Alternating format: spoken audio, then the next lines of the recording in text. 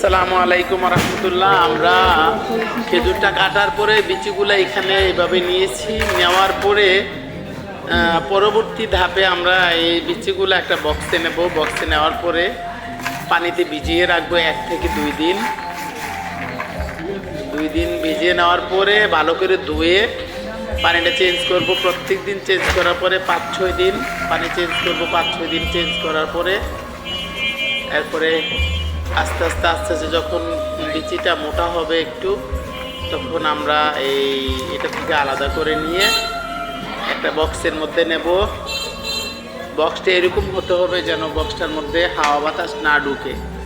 Tissue দিয়ে পেঁচিয়ে বক্সটার মধ্যে বিচিগুলো রাখবো। রাখার পরে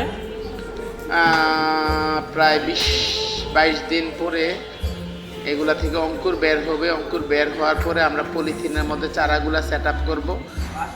আমরা মাটি রেডি করব। রেডি করার পরে পলিথিনে চারাগুলা সেট আপ করবো। সেট আপ করার পরে 1 মাস থেকে 1.5 মাসের মধ্যে এগুলা থেকে গাছ হবে ইনশাল্লাহ। চাইলে আপনারাও এইভাবে চারা করতে পারেন, করে আপনারাও বাগান করতে পারেন। সবাই ভালো থাকবেন। আসসালাম।